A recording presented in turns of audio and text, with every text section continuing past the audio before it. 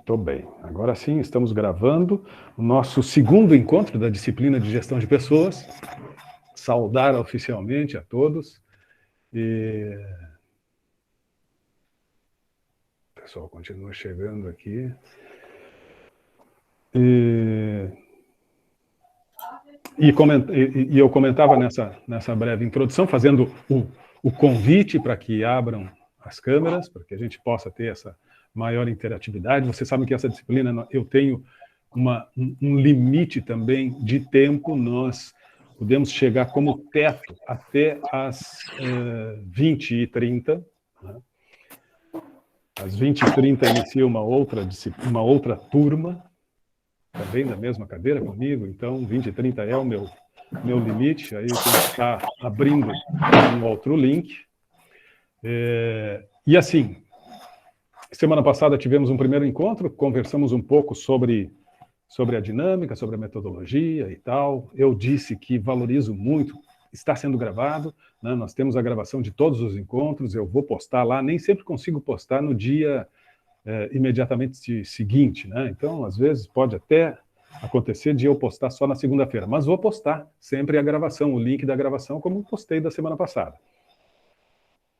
E aí, semana passada, falamos um pouco assim sobre a evolução, a história da gestão de pessoas, de como tudo começou e tal, né? De como as coisas funcionavam de forma diferente, né? De como o indivíduo,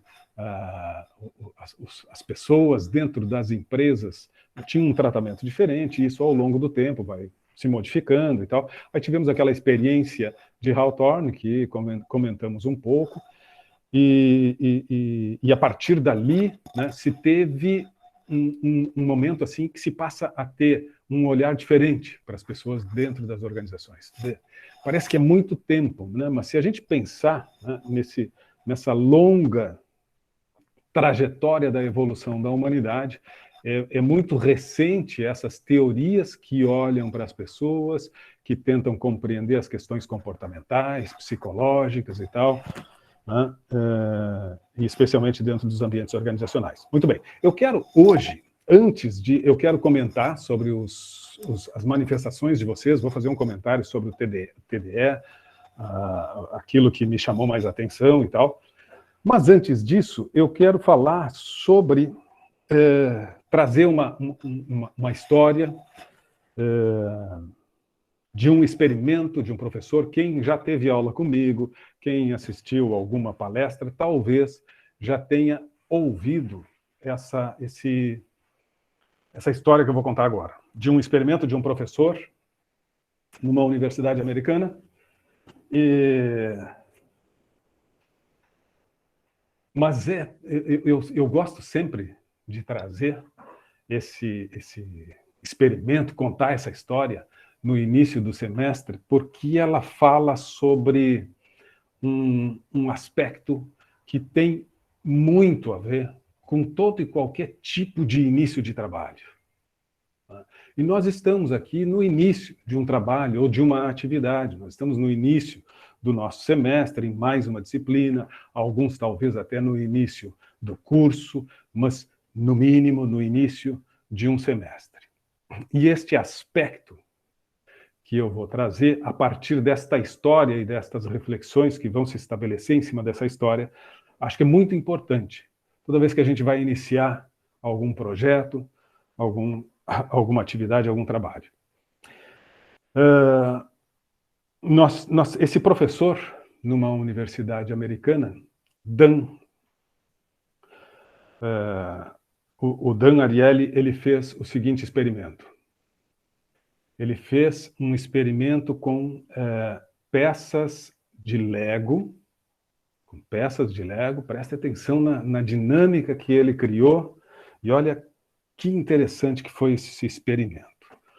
Depois nós voltamos para o TDE da semana passada. Aí a gente faz um gancho com tudo aquilo que a gente conversou a semana passada, com o que vocês escreveram, e com aquilo com esse experimento que eu vou trazer para vocês agora.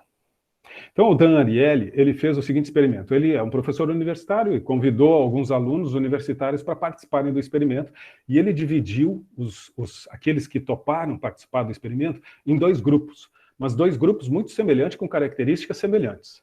Tá?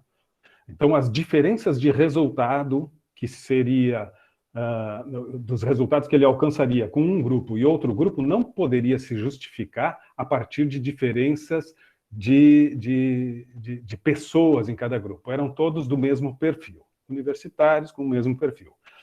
Bom, o experimento consistia na seguinte atividade. Vinha um aluno deste primeiro grupo, vamos dizer assim, e o Dan Ariely entregava uma caixa com peças de Lego. E mostrava para o aluno, entregava para o aluno que estava aceitando participar daquele experimento, entregava um folheto orientativo de como poderia montar um robô com aquelas peças que estavam na caixa. Todas aquelas peças de Lego que estavam na caixa eram suficientes, nem mais, nem menos, para montar o robô que estava naquele folheto, né, orientativo, indicando o local das peças e como é que funcionava. E ele perguntava, escuta, tu monta este robô, que as peças estão aqui nessa caixa, de acordo com este folheto orientativo, por $3. Se o aluno topava, ele começava então a montar o robô, e uma vez que entregava o robô, o Dan Ariely pegava o robô, colocava do lado dele, numa mesa aqui do lado, e pegava uma outra caixa, com as mesmas peças, e perguntava, tu monta mais um? Mas agora eu te pago $2,70. Se o aluno topasse, montava mais um robô com as mesmas peças, com a mesma orientação, entregava para o Dan pegava o segundo robô, colocava ao lado do primeiro robô e pegava mais uma caixa. Tu monta mais um, mas agora eu te pago $2,40. Vejam, o primeiro ele pagou $3, o segundo $2,70, o terceiro $2,40.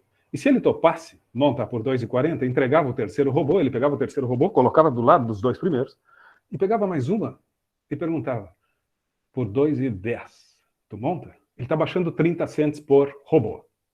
$2,10. Se topasse, $1,80. Topou mais um, $1,50. Até que ia chegar lá, 30 centavos, e como está baixando de $3, 30 centavos, de 30 em 30, no máximo montaria cada um dos alunos participantes do experimento, poderia montar no máximo 10, certo? Monta um por 3, $2,70, $2,40, vai regredindo de 30 em 30, no máximo chegava a 10. Mas o aluno que participava do experimento poderia parar a qualquer momento. Ele poderia parar lá no primeiro. Não quero montar, odeio Lego, não gosto disso, não quero mais participar. Ok? Ou montou um, dois e não quis mais, cansou, ou foi até o fim. Esta foi a primeira etapa do experimento e ele tinha um grupo de alunos que participou desse processo.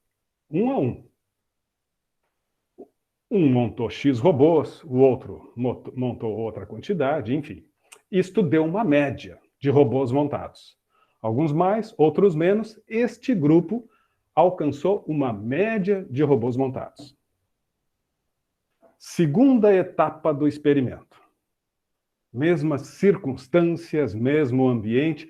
Para quem faz pesquisa sabe que isso é importante. Tu tem que repetir o cenário, tu tem que repetir o ambiente, tu tem que ter o público com as mesmas características, por isso que eu disse, é mais uma vez um público semelhante, universitário, mesma idade, mesmo perfil e tal. Então começa a segunda etapa. Vem o primeiro aluno, ele entrega a caixa, manual orientativo, te pago $3, tu topa montar, etc. Mesma coisa. O aluno topa, monta o robô, entrega o robô para ele pega uma segunda caixa, pergunta para o aluno, tu monta mais um por $2,70? Se o aluno topa, começa a montar o segundo por $2,70. Até aí, tudo igual. A única coisa que muda é, ao invés do primeiro robô, ele colocar aqui do lado, e depois o segundo, o terceiro, o quarto, não. O primeiro robô, na medida que começou a ser montado o segundo robô, o primeiro robô ele começa a desmontar e botar para a caixa de volta. Enquanto o rapaz está montando, o menino, a menina, enfim, o aluno ou a aluna está montando o segundo robô, ele está desmontando o primeiro robô e botando para a caixa. Ele terminou o segundo robô, entrega o segundo robô, ele pergunta, agora por 2,40, tu monta mais um e entrega aquela caixa, que tinha sido o primeiro robô? Tu monta mais um agora por 2,40? Se ele topa montar, ele começa a montar aquele e ele começa a desmontar o robô anterior e botar para a caixa. E ele aceitando montar mais um, ele oferece 2,10 pelo próximo. E enquanto ele entrega um, ele começa a desmontar. E tu faz mais um por 1,80 e assim por diante. O que mudou? Se ficou clara a minha explicação nas duas etapas. Quanto ele estava pagando por robô? Nas duas etapas ele estava pagando 3, o segundo 2,70, 2,40, 2... O valor ele estava pagando mesmo. Qual era o trabalho para quem estava participando da experiência na primeira etapa e na segunda etapa? O mesmo trabalho. Montar um robô. Qual era o nível de dificuldade? O mesmo. Tudo igual. Certo? Tudo igual. Pergunto para vocês.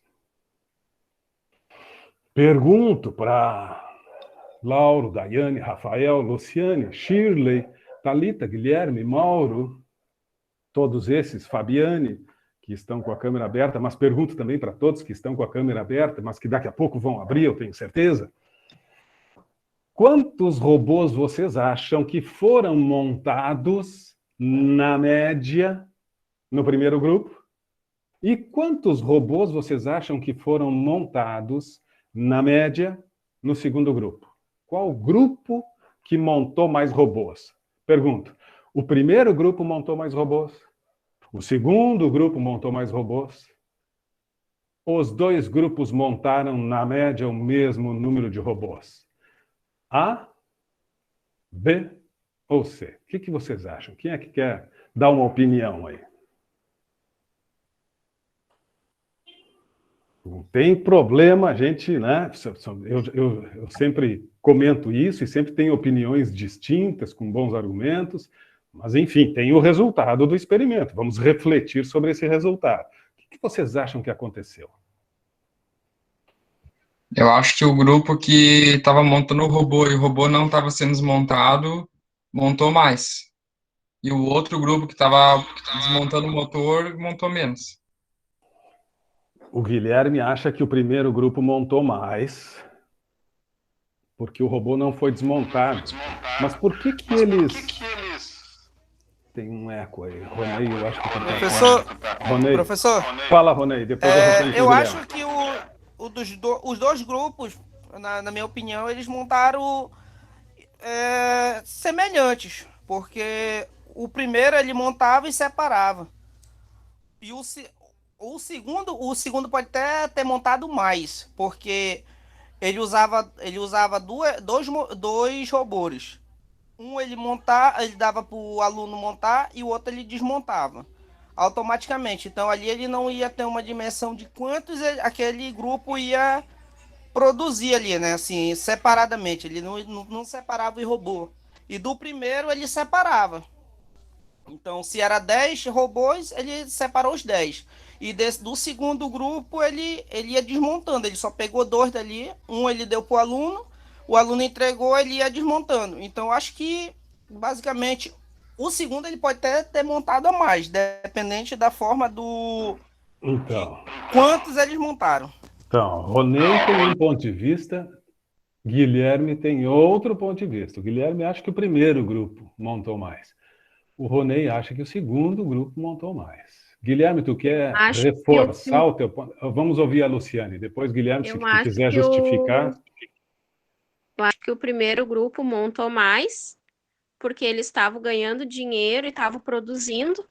O segundo grupo talvez não produzisse tanto, de repente ia se desmotivar, porque eles estavam vendo que o trabalho deles estava sendo desmontado. De repente não ia estimular tanto eles a continuar montando. Mas o Eu acho primeiro isso. grupo estava ganhando dinheiro, assim como o segundo grupo, né, Luciane?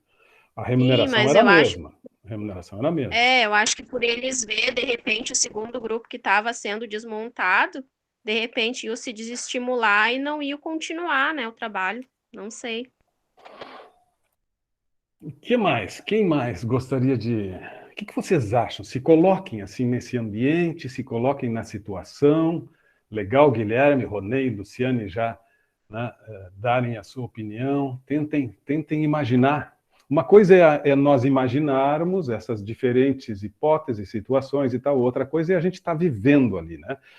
E eu tenho o resultado do experimento, né, depois de concluído e tal, e eu vou trazer em seguida para vocês, mas gostaria que vocês pensassem um pouco mais nesse possível resultado que aconteceu. O que é que mais vocês acham aí?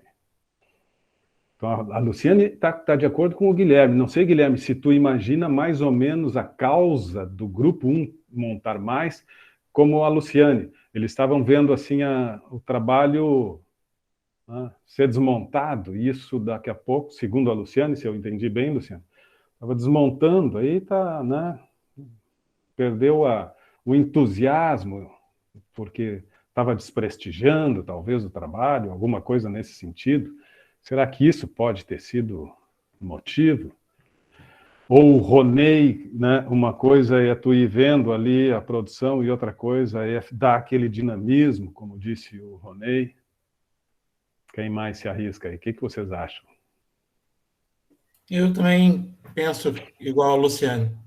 Eu acho que o grupo 1 montou mais e o fator de a pessoa montar, fazer aquele trabalho e ver o que ele fez sendo desmontado, eu acho que realmente desmotiva.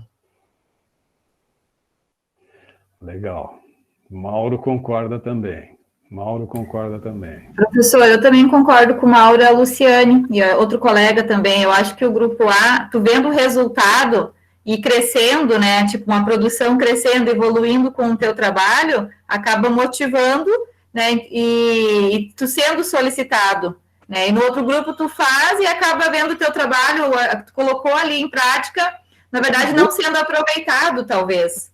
E aí vem a questão de desmotivação. E daqui a pouco nem todos, né? Tipo, não teve toda aquela sequência ali, tipo, de ganhar, não era válido, né? Aquela recompensa para o meu tempo ali, meu esforço, né? Que foi posto naquele momento. Legal. Muito bom, Fabiane. Vocês estão deixando o Ronei sozinho, hein? Quem concorda com o Ronei? Alguém concorda com o Ronei? Não. E também tem que o segundo grupo trabalhou mais, porque as peças estavam sendo desmontadas e não estavam ganhando com aquilo, né? Cada vez ia degradando mais.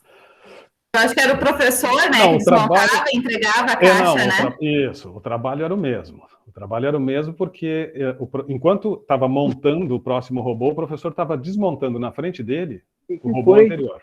Então ele desmontava, né? Ele estava montando um e estava vendo o professor desmontar o que ele montou há pouco. Darlan, está querendo falar, né?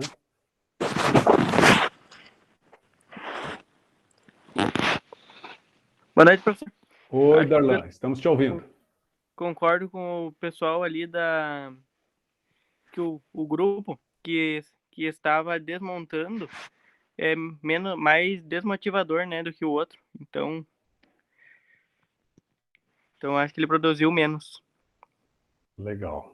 Eu acho que pode ser tipo, tu enxerga como um retrabalho, né? Bom, eu fiz e não está sendo aproveitado. O que está faltando, né? O que eu estou errando? Então pode ser nesse sentido também a questão da desmotivação, talvez, né? Não que foi citada a desmotivação, mas tipo, no meu ponto de vista, né? Eu entregar o trabalho e a pessoa na minha frente desmanchar o trabalho que eu fiz, né?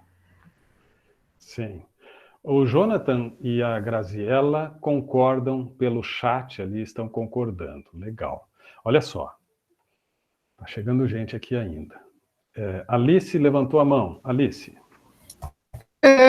Eu não sei se pode ser, eu tô com um problema na câmera hoje, tá? Por isso que, né, tô com ela desligada. Mas eu não sei se não tem um pouco a ver com a aula da semana passada, com a experiência de Hawthorne, que, na verdade, mesmo depois que eles estavam foi tirado as vantagens, foi voltado, eles continuavam a produzir a mesma coisa, porque, na verdade, eles sabiam que eles estavam participando de um experimento. Então, eu não sei se também encaixaria nesse sentido, mas, na minha opinião, talvez os dois grupos tenham produzido da mesma forma.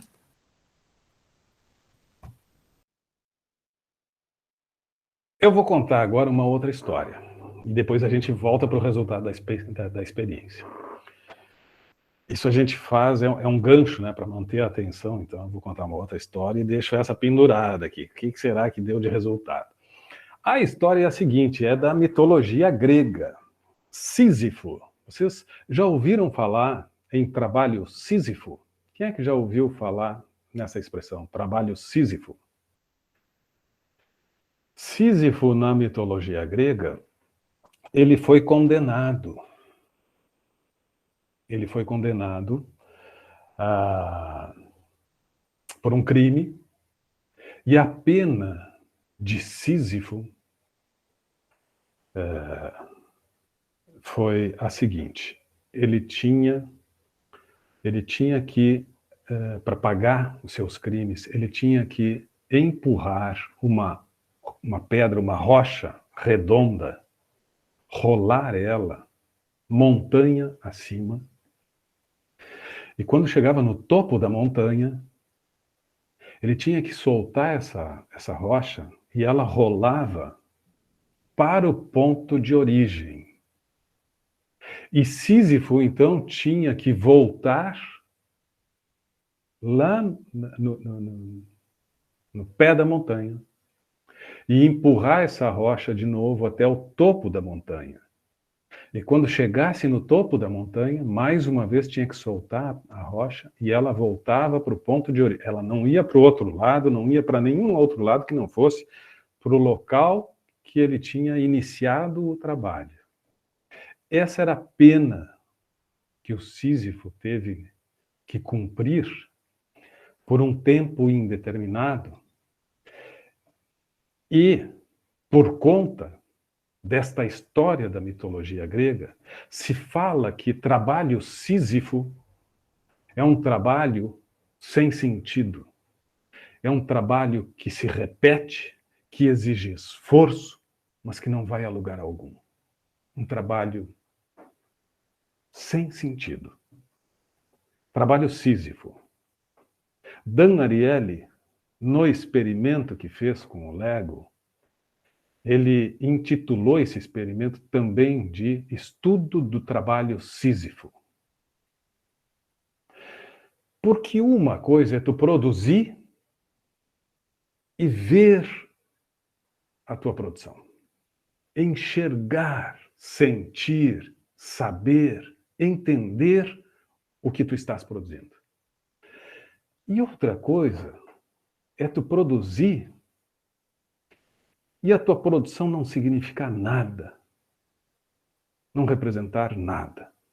Diante dos olhos daqueles que estavam montando, e veja, Ronei, eu entendi e acho bacana este olhar assim e busca por outras formas de compreensão, mas o resultado do experimento, né, trouxe essa conclusão. As pessoas que olhavam o seu trabalho voltando à estaca zero, não representando nada, mesmo que, claro, todos soubessem que aqueles robôs que estavam sendo enfileirados ali, talvez mais tarde fossem, né, ser desmontados e tal, mas eles estavam concretamente ali e eu estava vendo o que eu estava produzindo. Ao passo que, na outra situação, eles estavam sendo desmontados na minha frente. O meu trabalho desprestigiado, desvalorizado, um trabalho quase que sem sentido. Pô, eu estou sendo remunerado para montar uma coisa que está sendo desmontada ali, que não vai ficar para nada, que não vai valer nada. Nada. Minutos depois de todo o meu trabalho em montar um robô, minutos depois, aquilo vira nada. E a média de robôs montados pelo primeiro grupo, num máximo de 10 robôs, né? O máximo era 10, a média de robôs montados no primeiro grupo foi 8. E a média do segundo grupo foi 4. O grupo que via os robôs serem desmontados desistia mais cedo. Não quero mais. Mas eu estou te pagando. O que acontecia? E quem falou agora foi a Alice, eu acho, né? Fazendo uma comparação com o que falamos a semana passada. A semana passada, os aspectos psicológicos, os aspectos, né? Enfim, que dizem respeito ao que tu imagina, ao que tu sente, ao que tu percebe. Porque aptidões físicas eles tinham, as condições físicas existiam, a remuneração existia, estava tudo igual. Mas tinham outros elementos envolvendo, né, aquele trabalho. E as pessoas desistiam mais rapidamente, mesmo sendo remuneradas. Trabalho sísifo. Nós precisamos, nós que estamos aqui conversando sobre gestão de pessoas, nas mais diversas áreas, nós temos aqui pessoas de diferentes cursos, de diferentes áreas, de diferentes perspectivas, de diferentes sonhos, mas que vão atuar com outras pessoas, vão ser parceiros, vão ser líderes, enfim. Nós precisamos, nós e aqueles que estão conosco, ter clareza de propósito. O quanto nós temos clareza de propósito e o quanto a falta de propósito pode impactar, influenciar no resultado do nosso trabalho. Pensem em diferentes situações que vocês tiveram desafios pela frente e que vocês tinham clareza de propósito, percebiam um significado importante diante daquele desafio, diante daquele trabalho, e o quanto vocês se envolveram, se engajaram e buscaram realizar da melhor forma possível. E pensem nas inúmeras vezes também, talvez, que tiveram algum tipo de desafio, mas que não tinha muita clareza, não tinha muito significado. O quanto nos envolvemos e o quanto até desistimos, né? Largamos determinados projetos porque a gente realmente não tem uma identificação clara da importância do que vale aquilo. Então, se nós temos um trabalho, primeiro eu preciso entender, eu preciso compreender qual é o propósito disso. Se nós temos aula nas sextas-feiras à noite, qual é o propósito de estarmos aqui? Se nós temos um trabalho durante a semana, qual é o propósito realmente? Na nossa atividade cotidiana, no nosso dia a dia, nas coisas que nós fazemos. Está claro? Nós temos clareza de propósito? Com certeza o nosso engajamento, o nosso ânimo, a nossa vontade é maior. Agora, quando não está muito claro, quando a gente está fazendo, porque tem que fazer, porque, enfim, né, eu não pensei muito direito, mas, enfim, estou aí e tal, não é o mesmo envolvimento, não é o mesmo engajamento. Nós vamos montar 4 robôs e vamos largar. Mas quando tem propósito, a gente vai adiante. Vamos montar 8 robôs, quem sabe vamos montar os 10 até. Propósito. Gestão de pessoas significa gerir com clareza de propósito. O que é claro para mim tem que ser claro para todos que estão comigo. Todos. Porque quando eu tenho convergência, clareza e convergência de propósitos, nós temos mais força para buscar os nossos objetivos, para alcançar os nossos objetivos, para bater metas e tal. Concordam? É isso? Tem sentido isso? Todo mundo entendendo o porquê que fazemos isso.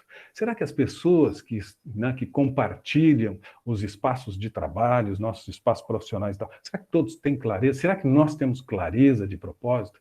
Será que aquilo que a gente faz no cotidiano, no dia a dia, está bem claro para nós em termos de propósito? O que a gente tem que fazer, né? Se há algo a ser feito, isso é um princípio de vida.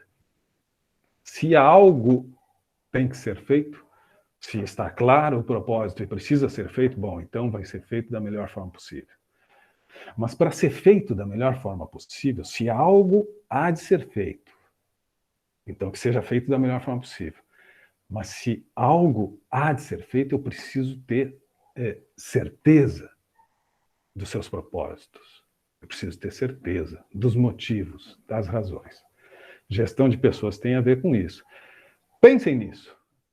Pensem nisso e levem para o dia a dia sempre. O quanto pode representar em qualidade final. Não vamos falar nem em quantidade, mas em qualidade, né, em resultado efetivo de tudo que a gente faz, de todos os nossos projetos. O quanto pode ter resultado na qualidade e quantidade, mas mais importante, qualidade, quando a gente faz com clareza de propósito. Isso é importante. Isso é importante. Muito bem. Muito bem. Que bacana. Hoje nós estamos com 48 no momento. É um número que espero melhore ainda mais, né? Espero que a gente consiga aí, nas noites de sexta-feira, ter uma audiência maior ainda. É início de semestre, claro que vai ser gravado, mas o propósito não é este, né?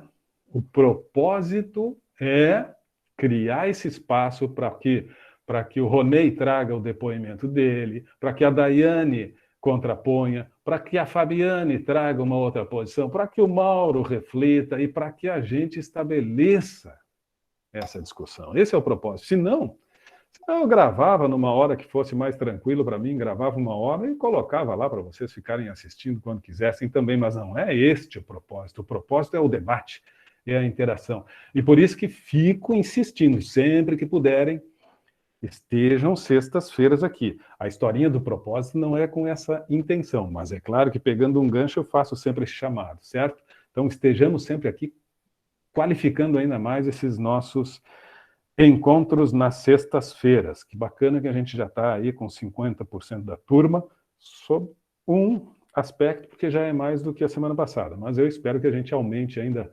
muito mais. E assim, ó, uma sala muito participativa, sintam-se sempre muito à vontade, levanta a mãozinha lá, faz um sinal, abre o microfone, escreve no chat. O importante é essa interação, essa troca aí que a gente vai estabelecendo nos nossos encontros, tá bem? Quero fazer destaque agora, avançando, depois dessa reflexão sobre propósitos, avançando sobre os depoimentos e as participações de vocês lá no TDE.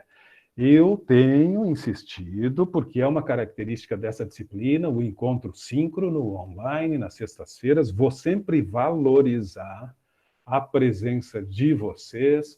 Por exemplo, eu recebo relatório sempre, né? Então, eu tenho aqui o relatório da semana passada, eu sei que a Fabiane entrou às 19h01, a Bruna entrou às 19h06, o Guilherme entrou às 19h16, e assim por diante. Eu tenho até, né, o horário que entram e o horário que sai, e eu faço uso destes relatórios, prestigio muito aqui, sei que eventualmente tem dificuldades, tal, ok, mas é importante essa participação e prestigio muito a participação no TDE.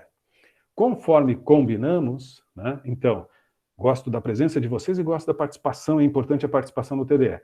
No TDE tivemos 30 participações. Vou valorizar e prestigiar a participação no TDE. O TDE,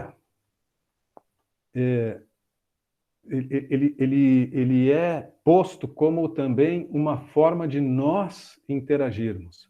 Então, vocês não precisam ficar limitados a responder a pergunta que está lá, a provocação que está lá, mas podem interagir com relação a pontos de vista diferentes.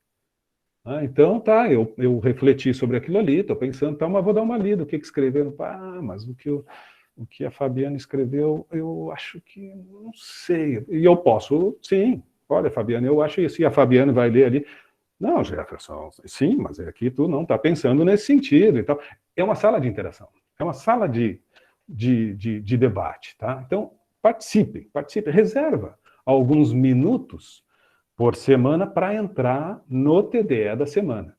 Cada semana, com base no que a gente discute, nós vamos ter um TDE. Tá? Tivemos 30 participações.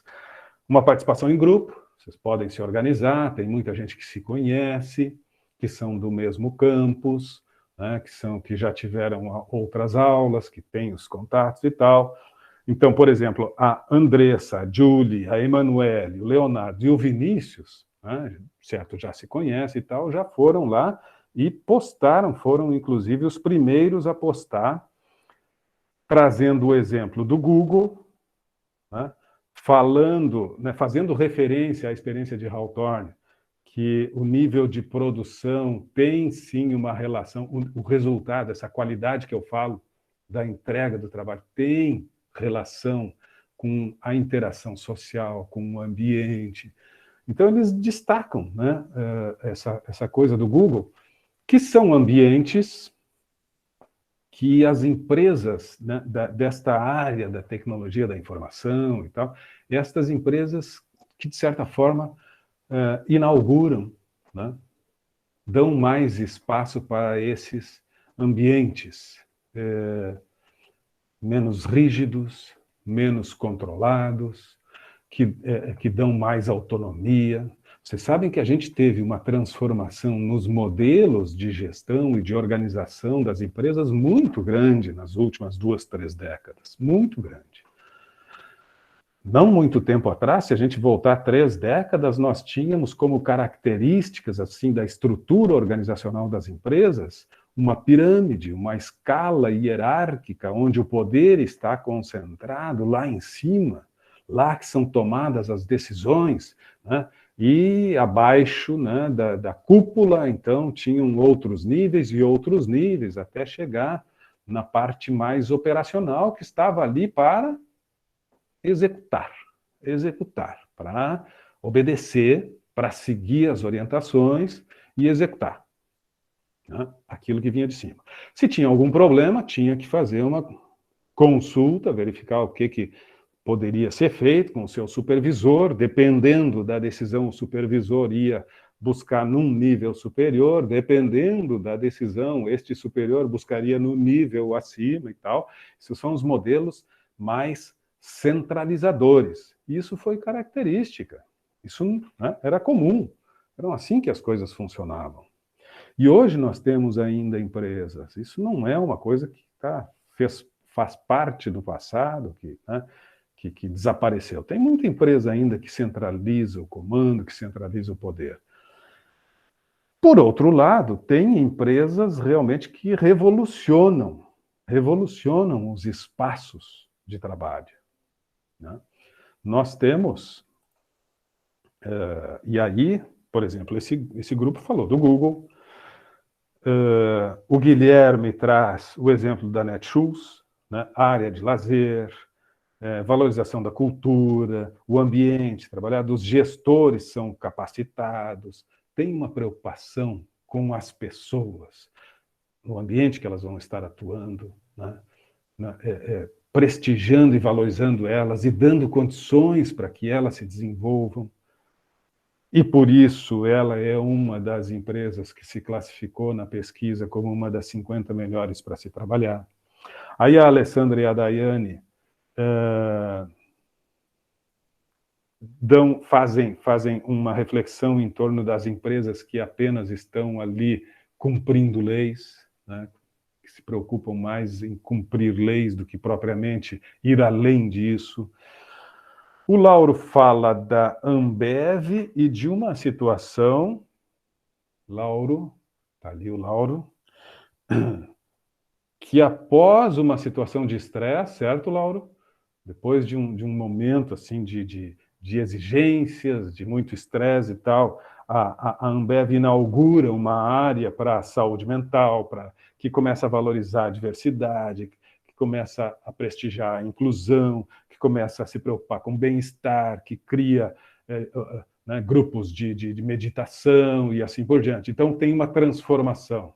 Em algum momento a gestão se dá conta que só um pouquinho, né? Quer dizer, vamos repensar porque a qualidade de vida das pessoas no trabalho pode, sim, repercutir positivamente no resultado da nossa empresa, mas principalmente, né, na vida de todos nós. Então, bacana o teu exemplo também. A Daiane faz considerações acerca da tecnologia, a Daiane, com I, não sei se a Daiane está aqui, mas, enfim, considerações acerca da tecnologia, e aí traz o exemplo da Magazine Luiza, né, o programa de amamentação, programas de valorização da mulher. Então, legal também o exemplo da Daiane. A Karine fala das experiências profissionais dela mesmo, né, e do quanto, né, isso impacta na motivação e da relação disto com a valorização das pessoas. O Daniel e o Henrique né, trazem no final ali a expressão não é apenas dinheiro, né, não é apenas dinheiro, quer dizer, fala muito sobre, sim, o papel da remuneração, mas que as coisas vão muito além disto. Depois nós temos o Álvaro, não foi o único, foi o primeiro, mas não foi o único que falou da Cacau Show. Trouxe o exemplo da Johnson & Johnson, da Cielo, empresa humanizada e tal, e faz essa relação, empresas humanizadas, né, são mais lucrativas, né, tem mais resultado, mas o propósito, vejam, o propósito, ok, o lucro vai existir, a lucratividade vai aumentar, os resultados vão aumentar, mas a gente tem que ter um propósito nobre e social, que é a preocupação com o nosso time, com a nossa equipe, com as pessoas. Prestigie as pessoas. Os resultados, eles vão ser melhores. Mas não usa isso como uma estratégia para ganhar mais. Porque aí o propósito não é o ideal. O propósito é qualidade de vida, felicidade, né, bem-estar, sentirem-se prestigiados, sentirem-se capacitados, sentirem-se produtivos. Bom, aí os resultados, claro que vão ser melhores. Claro que vão ser melhores. Mas foco no ser humano.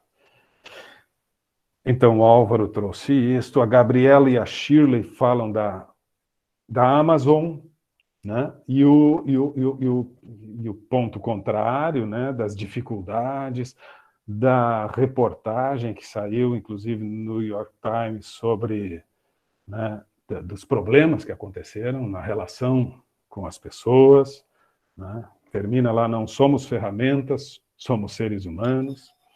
A Daisy traz o Cacau Show, mais uma vez, os rituais, né, que criaram. A Gabriela traz Google, Apple, Facebook, ambiente flexível. A Cássia, mais uma vez, o Cacau Show, né? A questão da parceria com os funcionários. Que mais que dá para destacar? O Mauro trouxe a questão da insalubridade, da importância da igualdade de tratamento, da importância da preocupação de se constituir bons líderes, e isso faz diferença, e nós vamos falar sobre, sim, a liderança e o quanto o líder pode impactar no bem-estar, na constituição de um clima favorável, agradável. E aí depois, Michele, Thalita, Gessilene, Dawana, Isabela, Fabiane, Thalita, a outra Thalita, são duas, a Amanda, a Luísa traz o Facebook também, a Thalita fala de várias empresas, enfim, são depoimentos que se seguiram ali, olhei todos, achei muito legal, muito bacana, e espero que a gente tenha a possibilidade de cada vez ampliar mais os nossos depoimentos. Isso é importante, assim, essa contribuição de cada um, trazendo exemplos, refletindo sobre aquilo que a gente discute e conversa nos encontros da sexta-feira. Eu quero pegar um gancho, assim, com esses ambientes que vocês trouxeram das empresas, tanto bons exemplos como, eventualmente, alguns que não podem servir de referência, para trazer o tema próximo. Tema que a gente vai conversar agora. Que circunstâncias, que condições que nós podemos dizer que são as ideais para a criação destes ambientes altamente produtivos, mas que não geram níveis elevados de estresse. Essa é a preocupação, porque o mercado exige cumprimento de metas, exige aumento de produção, exige entrega de resultados e tal. Só que estas coisas estabelecem um grau de pressão, de estresse muito grande sobre as pessoas. Então, a gente falar sobre esses programas e algumas empresas e os exemplos, muito bacana. Mas isto não é a realidade de muitas empresas. A gente sabe que o mercado é cruel, que a competitividade, que torna, né, a gestão uma gestão que está sempre cobrando e cobrando muito, exigindo metas, resultados, e isso traz um nível de estresse muito grande para as pessoas. E aí falamos aqui, alguns trouxeram a questão da liderança, o quanto é importante capacitar a liderança e tal, mas eu quero trazer um aspecto que é interessante assim, a gente refletir, que é a proposta para hoje. Equipes autônomas. Equipes autônomas. Então, como é que o que vocês acham de equipes autônomas? E se vocês acham que é algo interessante, como é que a gente caminha para isso? Quais são as condições, as variáveis, o que a gente precisa fazer para dar espaço, forma, existência a equipes autônomas? Fabiane, vamos lá. Ô, senhor, para mim seu som ficou muito ruim, eu não consegui identificar o que o senhor passou no início, não sei se para os colegas está cortando também ou é a minha internet. Desde quando? Agora há pouco ou toda a minha fala? Aqui para mim tá ok, não sei se mais algum colega também Dauana me ouviu bem, assim, a explanação toda? Eu também ouvi bem. Eu também, não trancou nada para mim, perfeito. Vendo bem também. Acho que deu uma dificuldade aí, então. Aqui tudo certo também. Tá, que bom. Então vamos lá, de Aqui novo. também. Tá, legal. Vamos lá. Equipe autônoma. Equipes autônomas. O que vocês entendem por equipes autônomas? Quem é que trabalha em alguma empresa que já tem, né, implantado, instituída esta característica? O que é uma equipe autônoma? Tu parte do pressuposto que tu não precisa mais do líder, do supervisor. A equipe tem autonomia para tomar decisões, para dar os encaminhamentos, para definir metas, para modificar, né, qualquer tipo de procedimento. Equipe autônoma. Vocês acham que isso é possível? Vocês conhecem algum exemplo? Vocês acham que isso é uma jogada, uma estratégia de redução de custos? O que vocês pensam sobre isto? O que vocês pensam sobre equipes autônomas? Porque quando a gente começa a falar sobre equipe autônoma, Diego, né? Quando a gente começa a falar sobre equipe autônoma, nós estamos pressupondo que a figura do líder desaparece. A princípio. Ou será que não? Diego. Boa noite, tá ouvindo, né? Tá, eu trabalho nessa área de gestão de pessoas e processos, né? Eu acredito que essa questão de autonomia, ela tá linkado junto com cultura. Então, a cultura em todos os aspectos, né? Seja desde cultura operacional, cultura relacionada com o relacionamento também profissional de cada colaborador. Eu acredito que para chegar a um ponto assim de autonomia 100% e não depender da liderança, isso, para mim, eu acredito que vai com o tempo, não é uma coisa fácil. Porque hoje em dia, até com pessoas, até hoje em dia, com liderança acompanhando, as pessoas não conseguem fazer as coisas no automático, entendeu? E eu acho que envolve muito aí treinamento, procedimento, enfim, porque eu trabalho na empresa que há muitos anos que a gente vem trabalhando a questão da segurança no setor, né? No caso, segurança de trabalho. E a gente já passou por 3 fases, né? No caso, a fase de implantação demorou um tempo. Aí a fase de acompanhamento, no caso. E agora a gente está buscando essa fase, igual você falou aí, de eu faço a minha segurança e faço a segurança dos colaboradores que estão perto de mim. Seria uma forma de fazer um tipo de atividade autônoma ali, no caso. A pessoa, ela é comprometida, né? Ela tem aquela cultura e ela consegue fazer. Eu acredito que é um trabalho aí que vai muito tempo. Não é uma coisa que, no estalar de dedo, a gente consegue fazer. Legal. Bom, vamos ouvir mais alguns depoimentos, depois vamos retomando. Mauro, o que tu acha? Eu acho que depende muito do segmento. Tá? Eu trabalho no ramo de construção, plataformas, e a gente já chegou a ter pico de 8 mil colaboradores. Então, eu acho que num ramo desse, eu acho que é quase impossível ter equipes autônomas, porque geralmente você tem um líder que está ali, né, esclarecendo dúvidas. Quando você coloca, às vezes, profissionais na mesma especialidade, você precisa de um líder para estar definindo, colocando regras e tirando dúvidas. Eu acho que nesse ramo seria quase que impossível.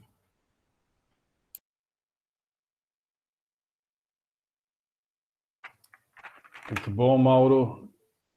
Dauana? Concordo com o colega que iniciou ali o comentário com relação a ser algo cultural, né? De ter, no momento que a empresa define que ela vai reduzir os níveis hierárquicos, né? Ela precisa procurar também pessoas que estão prontas para aquilo, né? Por exemplo, eu trabalho numa empresa, eu trabalho na John Deere, né? Que é uma organização global, e recentemente a gente passou por uma reestruturação que seriam reduções de níveis de hierarquia, não que não tenhamos líderes, né? Mas antes era um respondia para outro, que respondia para outro, que respondia para outro, e esses níveis foram diminuindo, né?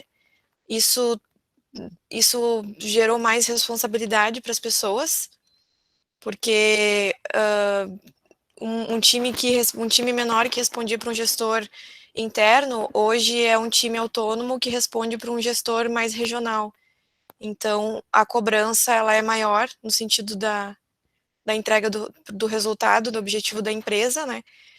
E vai muito do perfil dos funcionários para funcionar ou não, né?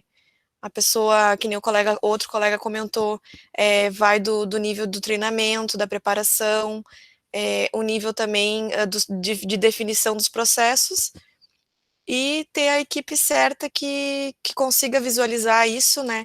Que consiga visualizar indicadores, que saiba onde ela pode chegar, é possível. Mas nada fácil, né? Sim, Dauana, legal, obrigado pela participação também. Mauro, Diego, o Diego levantou a mão agora. E depois eu quero explorar um pouquinho mais esse teu exemplo, Dauana. Eu acho que sempre que a gente tem uma situação concreta, aí é bacana, a gente aprende com essas situações. Pensar em como se deu, né, esta criação de determinados níveis, em determinados níveis, pelo menos, como que se deu essa criação de equipes autônomas. Mas vamos ouvir o Diego primeiro. Só assim, um ponto de opinião minha, no caso, da minha opinião. Eu acredito que cabe a cada gestor trabalhar isso na equipe, entendeu? tentar fazer que cada um trabalhe de uma forma autônoma, sem depender tanto do gestor ali estar cobrando ou instruindo, etc. Eu acho que isso é bom para o crescimento profissional da equipe e para o crescimento profissional do gestor. Por quê? Se você está num cargo de supervisão e quer passar para um cargo de coordenação, acredito que a maioria dos gerentes sempre vai te perguntar: você tem alguém para te substituir? Você está preparado para subir o degrau e alguém para ocupar seu lugar? E porque hoje em dia tem muitos perfis de gestores que às vezes travam essa questão de ensinar, ou sei lá, tentar trabalhar de uma forma que, igual você falou aí, é autônoma. Quem trabalha com gestão, se a pessoa não for uma pessoa mente aberta, ela vai travar, porque ela vai achar que, tipo, estão querendo eliminar o cargo dela e tal, é algo que pode ser ameaçador e etc. Agora, se a pessoa for uma pessoa mais mente aberta e pensar, tiver visão do futuro, ela vai tentar fazer da gestão dela uma gestão tranquila, né, que ela vai ter confiança na equipe, ela vai trabalhar mais tranquila ali, vai estar ensinando a equipe a trabalhar sem depender exclusivamente dela, porque há muitos anos eu ouvi um supervisor falar para mim que ele bate o cartão dele às 17 horas. Se ninguém ligar para ele, é sinal que ele está fazendo o papel dele bem feito. E eu acredito nisso até hoje. Então, as pessoas têm que fazer o seu trabalho bem feito para que elas não sejam incomodadas em casa e etc. Acho que é uma opinião que eu penso assim com relação a isso. Legal. Muito bom teu depoimento, Diego. Mais alguém quer se manifestar? Dauana, me diz como que se deu esse processo, como é que foi essa mudança, essa redução dos níveis hierárquicos, esse achatamento assim da estrutura hierárquica, a criação das equipes, em que espaço de tempo, as dificuldades que surgiram. Uhum. Isso foi no nível global, né? Que hoje a John Deere está em todo o território global. A iniciativa em si veio diretamente da parte global, realmente, que administra. Tudo isso com o objetivo principal de ser mais ágil, se adaptar à cultura ágil nos negócios, né? O Smart Industrial, que eles chamam. E numa organização onde tudo que tu vai fazer, tu tem que pedir um amém para alguém, isso vai atrasando todo o processo. Então, principalmente nesse ponto ali que a empresa quis revolucionar. Isso tem deixado alguns setores assim de cabelo em pé, digamos, né? Porque equipes maiores, né, onde as pessoas têm que se autogerenciar ou trabalhar bem em equipe também, não significa que tu não tem um líder, que tu não vá contar com o teu time, né? As pessoas têm que trabalhar em time para funcionar. Mas isso tem deixado bastante alguns setores de cabelo em pé, porque falta aquela pessoa que só olha os indicadores e diga, vá para esse lado, vá para aquele lado. As pessoas estão se adaptando a trabalharem sozinhas, tem muitos desafios nessa transição.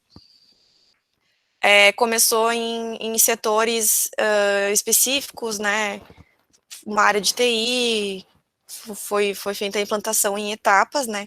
Mas foi um processo bem rápido, acredito que uns 6 meses, né? A mudança foi bem brusca, assim. 6 meses é pouco tempo para o tamanho da empresa, né, como um todo. Mas isso também, a questão de exigir pessoas de alta performance, né, que vai além de habilidades técnicas, né, que são as soft skills que a gente chama, que é aquela pessoa que se consegue se autogerenciar, que tem um olhar de dono de empresa para aquilo que ela faz, para aquilo que ela entrega. Então, quem se desenvolve, quem é ligado nesse ponto que hoje as empresas como um todo buscam, né, tem se dado bem, assim, na empresa, né. Então, é isso, mas ainda bastante desafios, né, mas, assim, o objetivo geral mesmo era agilidade nos negócios, né? Legal. Olha só, tu trouxe assim, tu não. Você trouxe, e o Mauro e o Diego. trouxeram, os três, uma série de observações, de comentários e de características desse processo. Primeiro, eu vou começar pelo fim, da Oana termino. No fim, isso tudo é para trazer mais agilidade. Sim, é para trazer mais agilidade, porque o mundo é cada vez mais dinâmico, o mundo exige cada vez mais agilidade, rapidez, flexibilidade, capacidade de se reinventar, capacidade de repensar, de buscar novos caminhos, de ser, né? Nós precisamos ser velozes, nós precisamos ser rápidos. Isso é uma característica de mercado. Isso é uma característica que se impõe, que se coloca em todos os segmentos, em alguns mais, em outros menos, mas em todos os segmentos isso é uma característica já muito marcada e crescente. Legal. Agilidade, precisamos ser ágeis.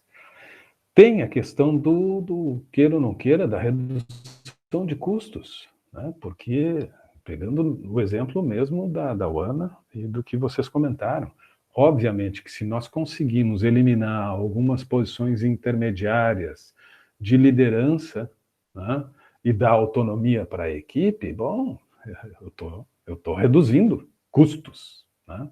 Estou reduzindo custos. Muito bem, muito bem. Por outro lado, já te passo a palavra da Oana, por outro lado, precisamos investir em pessoas. Porque não é tão simples assim, né? Quer dizer, daqui a pouco tu tira a figura do supervisor, como disse o Diego, ou enfim, do líder de equipe e tal, e dá autonomia, tem riscos, né? Tem riscos.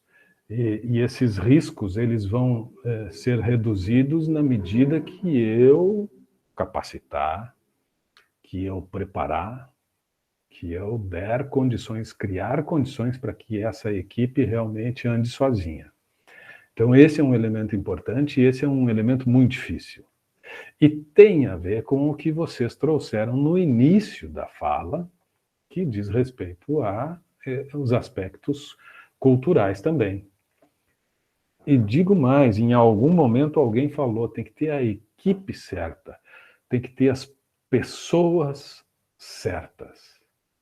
As pessoas adequadas, as pessoas certas. Ninguém é melhor ou pior em todos os sentidos, mas existem pessoas adequadas a determinada atividade. Existem as pessoas certas para determinadas funções. Isto é muito importante. Tenha as pessoas certas. E aí tu vai conseguir constituir as melhores equipes. No discurso aqui, sim, todo mundo concorda e tal. Agora, tu encontrar as pessoas certas,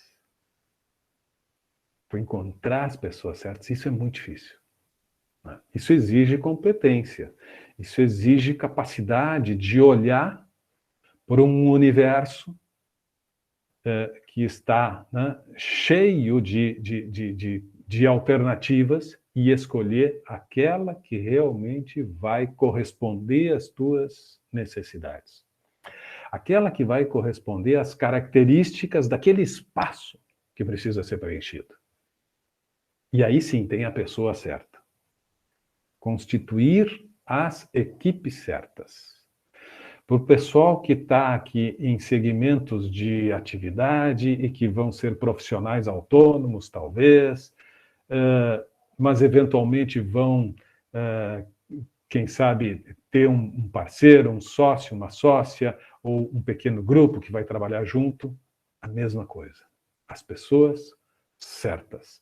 Vai constituir uma sociedade com alguém, pensa bem. No sentido de não pensar se devo ou não. Claro que sim, é importante, mas pense bem com quem? A pessoa certa.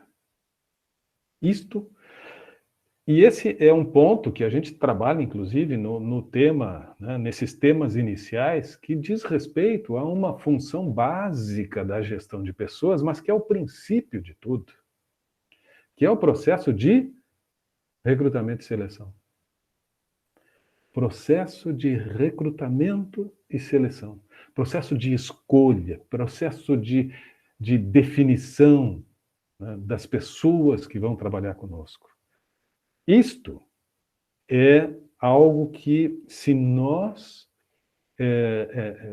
realizarmos este processo com excelência, bom, as perspectivas são muito positivas. Se eu tiver falhas no processo de recrutamento e seleção, eu estou comprometendo toda a jornada. Eu estou colocando em risco todo o processo. Escolha mal e tu vai ter dificuldade. Escolha a pessoa certa. Muito cuidado no início. O início tem que começar bem. O início precisa ser excelente, porque senão tu compromete toda a sequência. Não que a sequência não seja importante. Mas essa definição das pessoas certas é fundamental. Equipe autônoma tem sim a ver com elementos culturais, né? Tem empresas que a cultura, né? E a cultura não se muda de uma hora para outra. Então, cultura, né, são coisas que estão arraigadas, são as práticas arraigadas nos ambientes.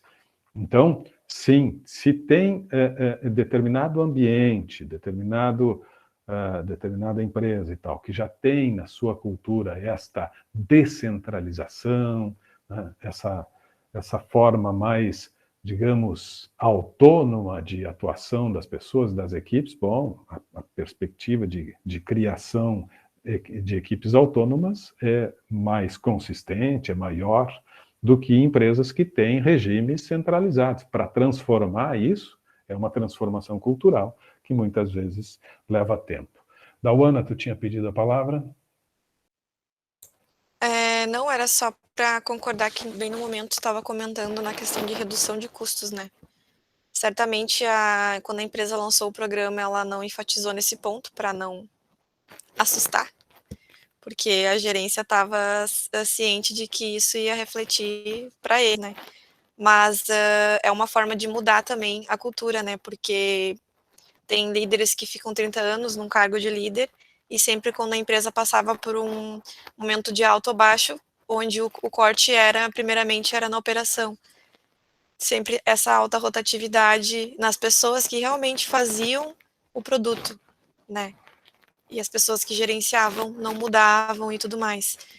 Então, tem essa questão, sim, da redução de custos que pegou. E na questão que tu enfatizou bastante de montar a equipe certa, essa parte de montar as equipes também passou por uma mudança.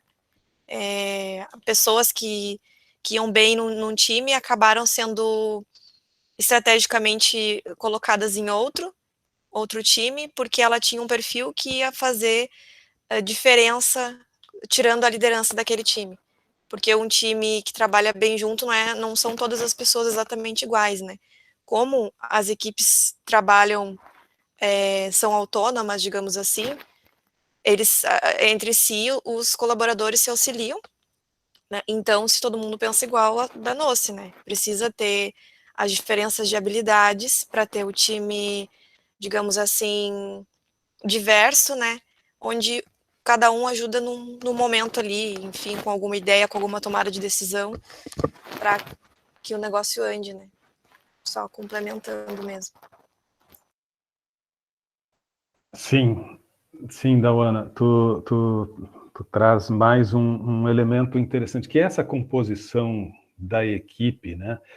E a gente sabe que pode, dentro desse desenho da estrutura organizacional, pode começar a desaparecer alguns níveis, algumas funções de liderança. Mas no desenho, porque a liderança ela sempre vai existir. A liderança ela vai estar disseminada nestas equipes, né? E aí é que vem essa capacidade de conseguirmos montar equipes com estas características complementares. Tu disse bem, quer dizer, não adianta eu pegar todos, né, com a mesma característica, com o mesmo perfil, mas eu tenho que também, nestas diferentes características e perfis, ter aqueles que vão talvez ter um pouco mais de iniciativa, que vão ter a capacidade da orientação, e daqui a pouco estes são os líderes informais, porque é um membro da equipe. Mas a equipe nunca vai deixar de ter, né, o exercício da liderança, que às vezes pode até estar disseminado, distribuído, cada um dentro das suas características. Essa composição é desafiadora. É entender das diferentes personalidades, não é só habilidade técnica, compreendem? Não é só a habilidade técnica que está em jogo. É a habilidade técnica, mas é a habilidade comportamental, é personalidade, é um conjunto de aspectos. E tu precisa fazer essa avaliação, né? E tu precisa ter capacidade para fazer essa avaliação, não é simples, porque tu vai ter que fazer, né, a definição, tu vai ter que desenhar o perfil das pessoas que vão compor esta equipe, né, nos seus detalhes, nos pormenores e tal, e compreender como que cada perfil pode, sim, ser interessante em determinada equipe que tem determinados desafios, que tem determinadas metas. Então, esse exemplo que a Dauana traz, ele é, ao mesmo tempo, esclarecedor, mas mostra a complexidade que é esse trabalho. E que certamente, né, eu não sei se já concluíram, se já encerrou, mas certamente é um trabalho que se estende por meses, né? É um trabalho que se estende, às vezes, até por mais de ano, para que seja consolidado. É um trabalho realmente muito desafiador, né, e que vai, eventualmente, porque estamos trabalhando com seres humanos, estamos trabalhando com pessoas, então pode, sim, eventualmente, ter algumas dificuldades, ter alguns problemas. Esse mapeamento, como eu disse, é muito complexo, muito difícil, essa organização por características, por habilidades, por personalidade, por competências, né, é muito complexo, mas ele traz resultados extraordinários. Então, a gente tem que ter muita competência para desenvolver isso.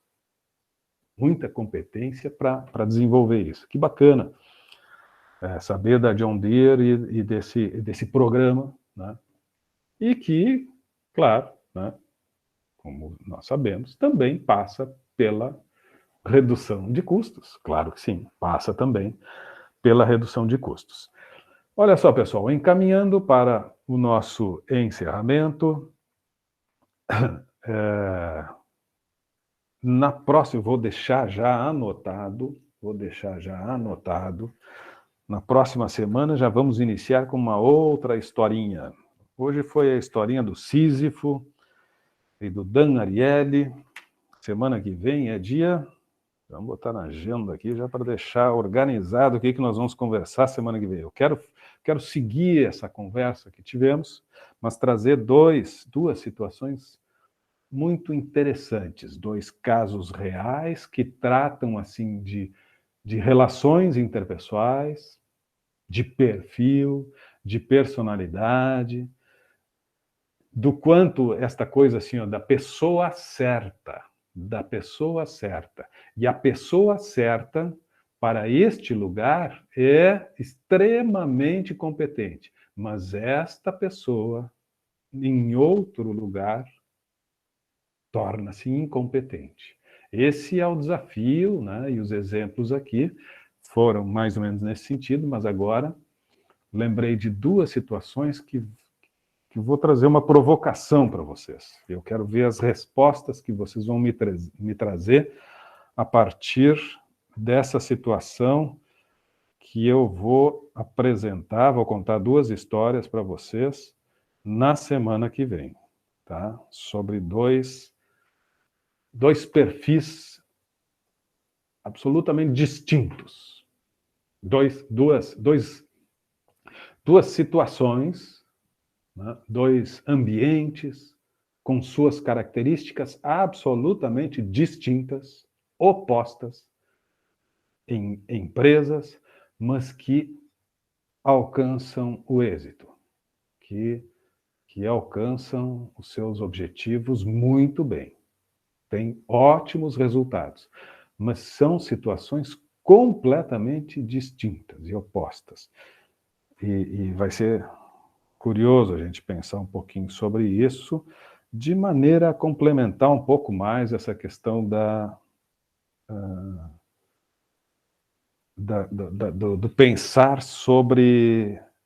do pensar sobre autonomia. Tá legal? E o TDE desta semana, tá aqui, ó. Estou abrindo aqui, eu que estou olhando a atividade a ser desenvolvida em grupos de até 6 integrantes, mas enfim, pode ser individual, não tem problema, pode ser em dupla, como vocês preferirem, tá? Administração, gestão participativa. Então tem ali um texto, né, uma introdução, tal, que fala sobre gestão participativa, né? Fala sobre programa de sugestões e tal, e aí depois as questões são as seguintes. Então é bom vocês, né, lerem essas questões ali, com base no que foi visto, no tema 1, né, nos arquivos do tema 1 e tal, pode-se interpretar que quando uma empresa adota programas de sugestões para os seus processos, ela está praticando os conceitos atuais de gestão de pessoas, né, ou isso é uma prática ultrapassada e tal, né, porque a gente falou a semana passada sobre essa teoria, né, esse avançar, essas transformações.